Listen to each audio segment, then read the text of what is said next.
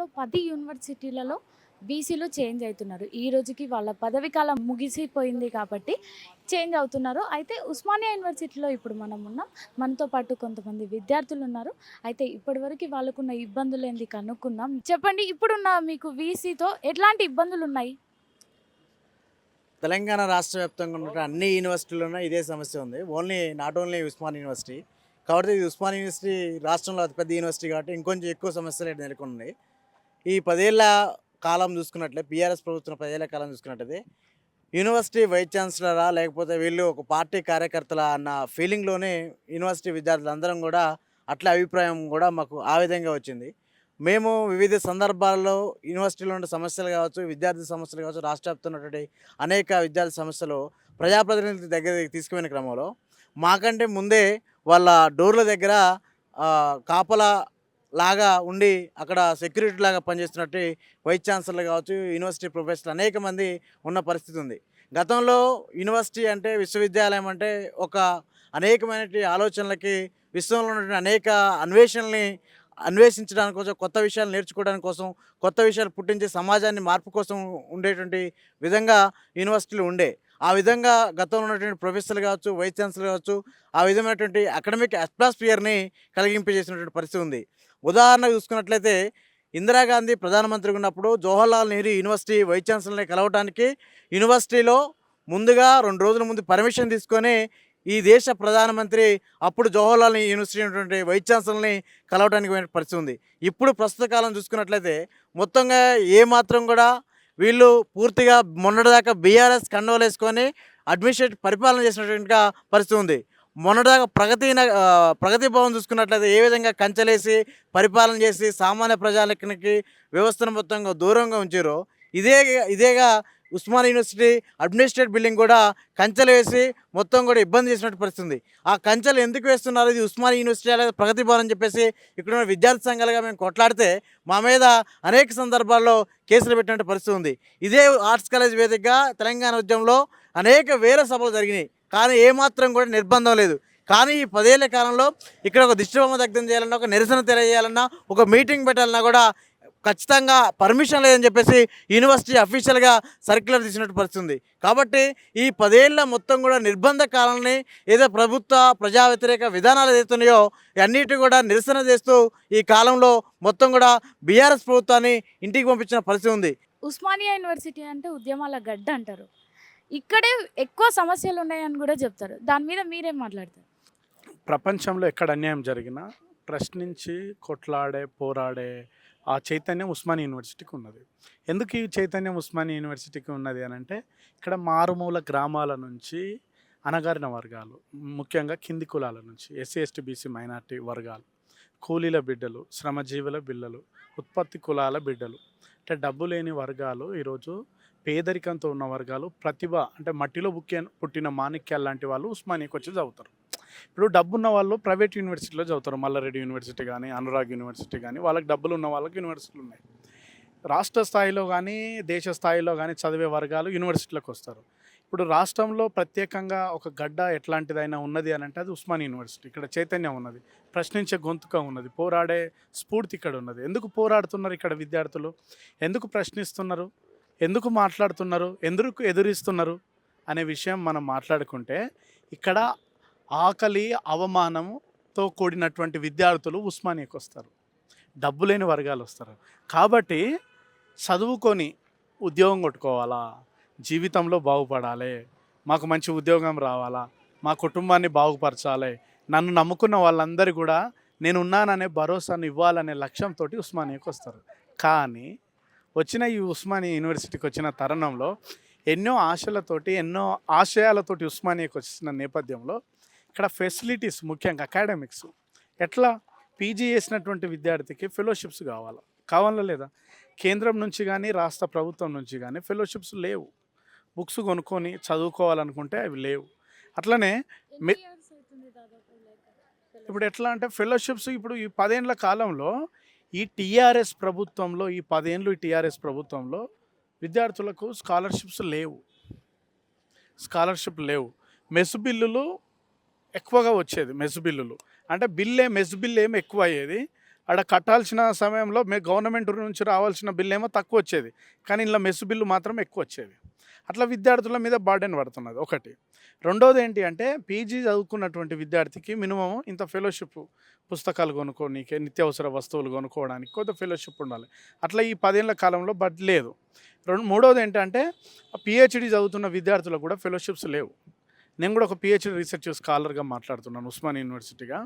నేను డిగ్రీ నిజాం కాలేజ్లో డిగ్రీ చేసిన, BA gold medallist, PG arts college Osmania university, PhD Osmania university. అంటే ఒక చదువుకున్నటువంటి వర్గాలకు రాష్ట్ర ప్రభుత్వం, ఈ కేసీఆర్ గవర్నమెంట్ ఏం చేస్తుంది, గతంలో గవర్నమెంట్ ఏం చేసింది అని అంటే విద్యను అందించకుంటే ఇప్పుడు మంచి విద్య అందిస్తే ఈ వర్గాలు ప్రశ్నిస్తారు, కొట్లాడతారు, పోరాడతారు, ఎదిరిస్తారు అనే లక్ష్యంతో ఒక స్టాండర్డ్ ఎడ్యుకేషన్ ఇవ్వాలి. అట్లనే ఏం చేశారు మెజారిటీ అంటే ఉస్మానియా యూనివర్సిటీలో ముళ్ళ కంచెలు పెట్టారు. మొత్తం కూడా ఎక్కడికక్కడ ముళ్ళ కంచెలు పెట్టేసి నిర్బంధం చేసేసారు. విద్యార్థి సంఘాలని మాట్లాడనీయకుండా చేశారు. ఇంకొకటి గమనించాల్సిన విషయం ఏంటంటే తెలంగాణ కోసం ఇక్కడ పోరాటం జరిగింది, ఇక్కడ మాట్లాడారు, ఇక్కడ సెమినార్లు పెట్టారు, ఇక్కడ మీటింగ్ పెట్టారు. ఈ తెలంగాణ వచ్చిన తర్వాత ఇక్కడ ఈ ఆర్ట్స్ కాలేజ్ ముందర మీటింగ్స్ పెట్టడానికి అనుమతి నిరాకరించారు. ఇదే ఆర్ట్స్ కాలేజ్ న్యూ సెమినార్ హాల్లో తెలంగాణ రాకన్నా ముందుకు ఎన్నో సెమినార్ హాల్లో ఇక్కడ జరిగినాయి. తెలంగాణ వచ్చిన తర్వాత సెమినార్స్ పెట్టుకోవడానికి పర్మిషన్స్ లేవు. ఇక్కడ గెస్ట్ హౌస్ ఉంటుంది. ఆ గెస్ట్ హౌస్లో సెమినార్స్ కానీ, మీటింగ్స్ కానీ, లేదంటే సామాజిక అంశాల మీద, చైతన్యవంతమైనటువంటి అంశాల మీద మహనీయులు ఫులే అంబేద్కర్, కాన్షీరామ్ పెరియార్ల స్ఫూర్తితోటి కొనసాగించేటువంటి, వాళ్ళ స్పిరిట్ని కొనసాగించేటువంటి ఉద్యమాలే కానీ, ఇట్లాంటి ఉద్యమాలు చేసే క్రమంలో భాగంగా ఈ అణగారిన వర్గాలను, డౌన్ ట్రెడెన్ కమ్యూనిటీని ఎంకరేజ్మెంట్ చేసే క్రమంలో భాగంగా ఇక్కడ గెస్ట్ హౌస్లో సెమినార్ హాల్ ఉంటుంది, దాన్ని రద్దు చేశారు. పైన ICSSR హాల్ అని ఉంటుంది లైబ్రరీ దగ్గర, ఆ హాల్ కూడా పర్మిషన్ మొత్తం క్లోజ్ చేసేసారు, లాకేజ్ పెట్టేసారు. ఎందుకు చేసారు ఇట్లా? సెమినార్స్ లేకుండా, వీళ్ళు సెమినార్స్ పెట్టుకోకుండా, విద్యార్థి సంఘాలు కలవకుండా ఎందుకు చేస్తూ ఉన్నారు అని అంటే వీళ్ళందరూ కలిస్తే మా ప్రభుత్వం కూలిపోతుంది. ప్రభుత్వం ఎందుకు కూలిపోతుంది మీరు ఆలోచించాలి సీరియస్గా. ఈ సందర్భంగా ఎందుకు ప్రభుత్వం కూలిపోతుంది అని అంటే తెలంగాణ సాధించిన వాళ్ళు ఎవరు? ఉస్మానియా విద్యార్థులు సాధించిన వాళ్ళు. మరి ఇదే 10 ఏళ్ల కాలంలో ఈ ప్రభుత్వం బాగాలేదు అని కొట్లాడి, అంటే ఈ ప్రభుత్వం మీద వ్యతిరేకత తీసుకురావడంలో ఉస్మానియా విద్యార్థులు క్రియాశీలకంగా పాత్ర పోషించరు ముఖ్యంగా. కాబట్టి ఇక్కడ ఉస్మానియా విద్యార్థులు ప్రశ్నించారు, వీళ్ళు ఎదిరించారు. కాబట్టి అంటే ఈ ప్రభుత్వం మీద ఉన్నటువంటి వ్యతిరేకతతోటి కాంగ్రెస్కి వచ్చినాయి ఓట్లు. కాంగ్రెస్ మీద ఉన్నటువంటి ప్రేమ కన్నా టీఆర్ఎస్ ప్రభుత్వం మీద ఉన్నటువంటి వ్యతిరేకతతోటి కాంగ్రెస్కు ఓట్లు పడ్డాయి తప్ప కాంగ్రెస్ని గెలిపించుకోవాలి ప్రజలు. మళ్ళీ చెప్తున్నాం, కాంగ్రెస్ టీఆర్ఎస్ మీద ఉన్న వ్యతిరేకతతోటి ఒకసారి ఇచ్చి చూద్దాం, వీళ్ళు చేస్తారు, వీళ్ళు మిగతా వాళ్ళకన్నా కొంత అద్భుతంగా చేస్తారు, ఒకసారి అవకాశం ఇచ్చి చూద్దాం తెలంగాణ వచ్చిన తర్వాత అని చూస్తారు. ఈ కాంగ్రెస్ ప్రభుత్వంలో ఇప్పుడు మంచి టాస్క్ కాంగ్రెస్ ప్రభుత్వానికి. ఏం టాస్క్ అంటున్నామంటే ఈ ప్రభుత్వానికి ఉస్మానియా యూనివర్సిటీకి, కాకతీయ యూనివర్సిటీకి, అదేవిధంగా శాతవాహన యూనివర్సిటీ, మహాత్మా గాంధీ యూనివర్సిటీ, తెలంగాణ రాష్ట్రంలో ఉండేటువంటి అన్ని యూనివర్సిటీల వైస్ ఛాన్సలర్ ఎంపికలో ఈ కాంగ్రెస్ ప్రభుత్వం ఎలాంటి వైఖరి అవలంబిస్తుంది అనేటువంటి విషయము తెలంగాణలో ఉండేటువంటి యావత్తు మేధావులు, ప్రొఫెసర్లు, విద్యార్థులు, విద్యార్థి సంఘాల నాయకులు, 15 ఏండ్ల నుంచి ఉద్యమంలో ఉన్నటువంటి బహుజన విద్యార్థి సంఘాల నాయకులు ఆగిపోకుండా, అలసిపోకుండా, అమ్ముడు పోకుండా, ప్రభుత్వాలకు అమ్ముడు పోకుండా ఇక్కడ ఉండేటువంటి బహుజన వర్గాలు కొట్లాడిరు. ఉస్మానియా విద్యార్థులు డబ్బుల కోసమో, కాలర్ కోసమో, పైసల కోసమో, బంగ్లాల కోసమో, ప్లాట్ల కోసమో, రియల్ ఎస్టేట్ వ్యాపారాల కోసమే కాదు, ఉస్మానియా ఇక్కడ కొట్లాడింది, ఫైట్ చేసింది. ఆత్మగౌరవ జెండాను ఉస్మానియా వేదిక నుంచి వినిపించేటువంటి నాయకత్వం ఇక్కడ DBSA విద్యార్థి సంఘం వినిపిస్తున్నది.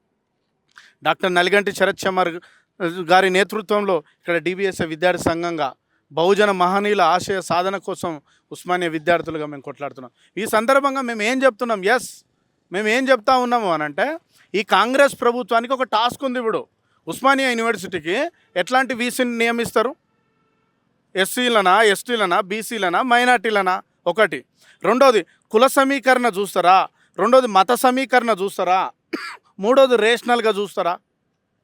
ఒకవేళ కుల సమీకరణ చూస్తే బీసీ వర్గాల నుంచి మొన్న యాదవ్ను, అంటే చూడండి SC ST BC మైనార్టీ వర్గాలను ముందు పెట్టి మన విద్యార్థులు రవీందర్ యాదవ్ గారు ఒక బీసీ సామాజిక వర్గం. ఆయనను ముందు పెట్టి అదే బీసీ వర్గాలకు విద్య లేకుండా చేసే కుట్ర ఈరోజు జరుగుతూ ఉన్నది. ఇప్పుడు ఏం జరిగే కుట్రలు ఉండొచ్చు ఈ కాంగ్రెస్ ప్రభుత్వం ద్వారా? ఈ కాంగ్రెస్ ప్రభుత్వానికి టాస్క్ ఇప్పుడు ఉస్మానికి ఎలాంటి వీసీని నియమించబోతున్నారు ఒకటి. రెండోది ఉస్మానియానే కాదు, కాకతీయ యూనివర్సిటీ కానీ, శాతవాహన యూనివర్సిటీ కానీ, మహాత్మా గాంధీ యూనివర్సిటీ కానీ, తెలంగాణలో ఉండేటువంటి ఈ యూనివర్సిటీలకు ఎట్లాంటి వీసీ రాబోతున్నాడు అనేది ఎందుకంటే ఈ టాస్క్ను సరిగ్గా నిర్వర్తిస్తేనే ఇప్పుడున్న గవర్నమెంట్ ఉంటుంది ఇప్పుడు కూడా. కాబట్టి మేమేం చెప్తున్నాం, ఓయూ విద్యార్థులుగా, బహుజన విద్యార్థి సంఘాల నాయకులుగా, డిబిఎస్ఏ విద్యార్థి సంఘం పక్షాన మేము అంటున్నాం అంటే మెజార్టీగా ఎస్సీ ఎస్టీ బీసీ మైనార్టీ వర్గాల నుంచి రావాలంటున్నాం మేము 100%. అయితే ఈ వచ్చినటువంటి ఎస్సీ ఎస్టీ బీసీ మైనార్టీ వర్గాల నుంచి వచ్చినటువంటి వీసీ ఎవరైతే ఉన్నారో మళ్ళీ మా వర్గాలను అణిచివేసే కుట్ర చేస్తే మాత్రం మేము డిబిఎస్ఏ సంఘం ఊరుకోదు. రెండోది ఏమంటున్నామంటే, ఈ 100 ఏళ్ల ఉస్మానియా యూనివర్సిటీలో ఒకటి దళిత కమ్యూనిటీ నుంచి ఇప్పటిదాకా ఒక వీసీ కూడా రాలేదు. దళిత సామాజిక వర్గం నుంచి ఇప్పటిదాకా ఏ ఒక్క యూనివర్సిటీ కూడా ఇక్కడ అయిన చరిత్ర లేదు. కాబట్టి మేము అంటున్నాం ఏంటంటే, దళిత వర్గాల నుంచి రావాలి కదా ఒక యూనివర్సిటీ. రెండోది ఏమంటున్నాం, ఈ ఉస్మానియా యూనివర్సిటీని కట్టించింది మీర్ ఉస్మాన్ అలీఖాన్ గారు, హైదరాబాద్ 7వ నిజాం గారు. అలాంటి మైనార్టీ వర్గాల నుంచి కూడా ఎందుకు రావద్దు అంటున్నాం. ఈ సందర్భంగా మేము అడుగుతూ ఉన్నది అంటే, మైనార్టీ వర్గాల నుంచి కూడా అవకాశం ఇవ్వాలి కదా. ఈ 100 ఏళ్ళ తర్వాత మంచి అవకాశం ఇవ్వాలి. ఈ సందర్భాన్ని గుర్తు చేస్తున్నాం. మూడో విషయం ఏం చెప్తా ఉన్నాం అంటే, ఈ ఉస్మానియా యూనివర్సిటీలో వైస్ ఛాన్సలర్ వచ్చిన తర్వాత మనకు కావాల్సింది ఏంటంటే, అకాడమిక్స్ వాల్యూస్ని పెంచి పోషించే విధానంగా మేము కోరుకుంటున్నాం. రెండోది ఏం కోరుకుంటున్నామంటే, ఈ నిర్బంధం మొత్తం పోవాలంటున్నాం. మూడోది ఏమంటున్నామంటే, ఎన్సీసీ గేట్ కానీ, అక్కడ తార్నాక కమాన్ అక్కడ కానీ మొత్తం కూడా అక్కడ ముళ్ళ కంచెలు ఉన్నాయి ఉస్మానియా యూనివర్సిటీలో. ఆ ముళ్ళ కంచెలు మొత్తం కూడా తీసివేయాలి ఉస్మానియా యూనివర్సిటీ. మూడోది ఏం చెప్తున్నామంటే, ఇక్కడ ఐఏఎస్ అకాడమీ కొత్తది రీసెంట్గా ఏర్పాటు చేశారు.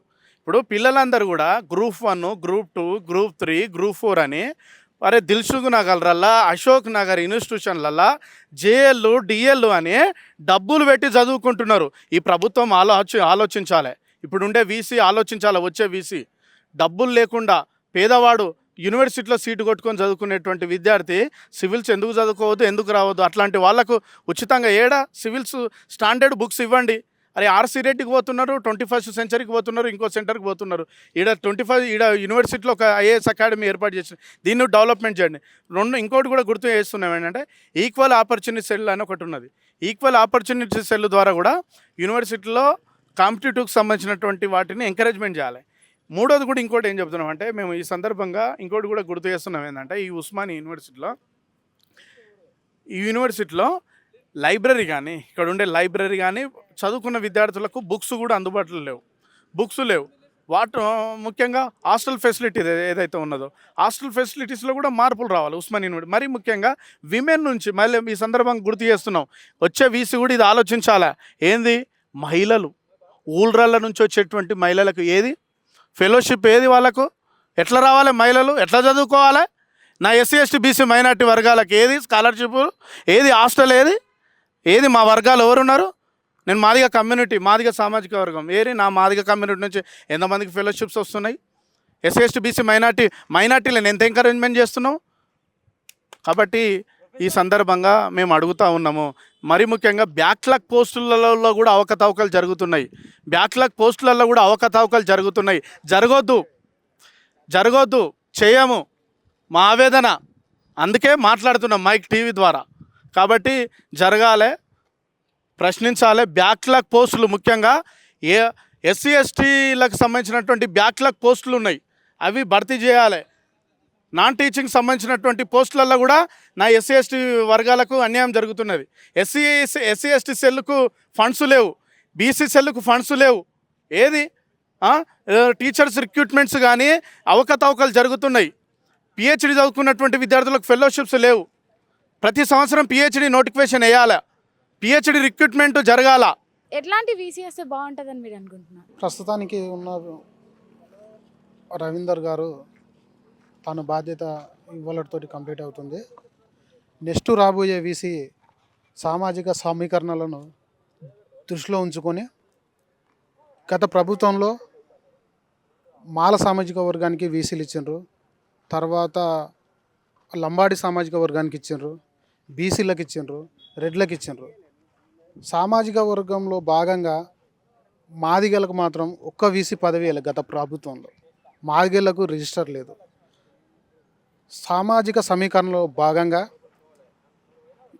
ప్రతిష్టాత్మకంగా ఈ ఉస్మానియాకు ఖచ్చితంగా ఈసారి మాదిగ సామాజిక వర్గం నుంచి రావాలని మేము ఖచ్చితంగా అనుకుంటున్నాం. ఎందుకంటే 100 ఏళ్ళ ఉస్మానియాకు ఇంతవరకు ఒక రిజిస్టర్ మాదిగ లేడు, ఒక వీసీ మాదిగ లేడు. ఖచ్చితంగా ఈసారి మాదిగ సామాజిక వర్గానికి ఇస్తే చాలామంది ఉన్నారు ఈ సామాజిక వర్గం నుంచి ఉన్నతమైన విద్య, మంచి విద్యను అందించడంలో ఈ సామాజిక వర్గం చాలా ముఖ్యమని అనుకుంటున్నాను. ఉస్మానియా యూనివర్సిటీ అంటే హాస్టల్స్ గురించే మాట్లాడుతున్నారు ఎవరైనా. హాస్టల్స్ మారే అవకాశం ఉంది అనుకుంటున్నారా ఇప్పుడు వీసీ మారితే? గత వీసీ ఎవరైతే నిరంకుశత్వంగా వ్యవహరించారో వారి పరిపాలన దృష్టిలో పెట్టుకొని ప్రస్తుత ప్రభుత్వం ఒక బాధితంగా వ్యవహరించే అటువంటి వీసీని నియమిస్తే అకాడమిక్స్లో మరియు హాస్టల్లో మెస్సు సరిగా లేదు, వేరే అవసరాలు కూడా ఏవి సరిగా కల్పించలేదు గత ప్రభుత్వం.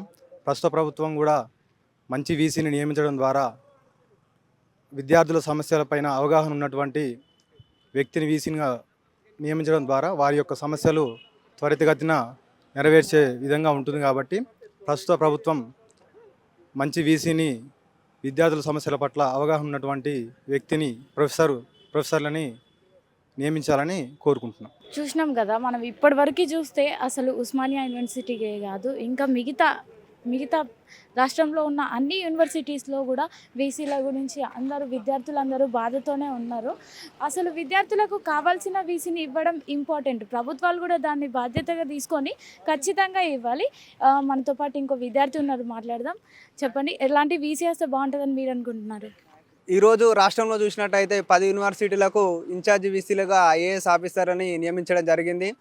నేను ఈ విషయమై ఏం తెలియజేస్తున్నానంటే రాష్ట్ర ప్రభుత్వానికి ఇన్ఛార్జి వీసీలను అనేది నియమించడం నా దృష్టిలో చిన్న పొరపాటు. ఎందుకు నేను చెప్తున్నాను అంటే మనకు ఈ 10 యూనివర్సిటీల్లో సీనియర్ ప్రొఫెసర్లు ఉన్నారు, వాళ్ళనే డైరెక్ట్గా నియమించాలి. ఇప్పుడు ఎలక్షన్ కోడ్ ఉందని చెప్పేసి మీరు ఇన్ఛార్జిగా నియమించారు కావచ్చు, కాకపోతే ఈ ఎలక్షన్ కోడ్ అయిపోయిన వెంటనే అనుభవజ్ఞులైనటువంటి వీసీలను అతి తొందరగా నియమించండి. లేకపోతే ఎందుకంటే ఒక ప్రొఫెసర్కి, అనుభవజ్ఞులైన ప్రొఫెసర్కి తెలుస్తుంది విద్యార్థుల బాధలు ఏంది, సమస్యలు ఏమున్నాయి. ముఖ్యంగా యూనివర్సిటీలో టీచింగ్, నాన్ టీచింగ్ పోస్టులు లేక ఇబ్బంది పడుతున్నాం మేము. కాబట్టి మాకు శాశ్వత వీసీని తొందరగా నియమించాలి ఎలక్షన్ కోడ్ తర్వాత.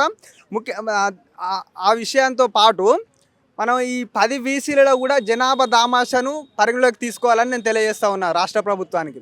ఎందుకంటే ఇప్పుడు ఎక్కడ చూసినా కూడా ఏ వర్గాలు పాలిస్తున్నాయి, అగ్రవర్ణాలు ఏం చేస్తున్నాయి అనేది మేము గమనిస్తూ ఉన్నాం. ఒక యూనివర్సిటీ విద్యార్థిగా మీరు వీసీలలో ఖచ్చితంగా ఎస్సీ, ఎస్టీ, బీసీ వర్గాలకు ప్రాధాన్యం ఇవ్వాలి. ఒకవేళ ప్రాధాన్యం ఇవ్వని ఎడల మేము ఒక విద్యార్థులుగా ఏం చేయాలో అది చేస్తామని ప్రభుత్వాన్ని డిమాండ్ చేస్తున్నాం. చూసినాం కదా, అసలు విద్యార్థులు ఎట్లాంటి కొంచెం కూడా హ్యాపీగా లేకుండా ఉన్నారు వీసీతో. అయితే ఇప్పుడు వచ్చే ప్రభుత్వాలు ఖచ్చితంగా బాధ్యతగా ఉన్న వీసీని తీసుకురావాలని ఇక్కడి ఉస్మానియా యూనివర్సిటీ విద్యార్థులు కోరుకుంటున్నారు. కెమెరా పర్సన్ స్వరూప్తో ప్రత్యూష.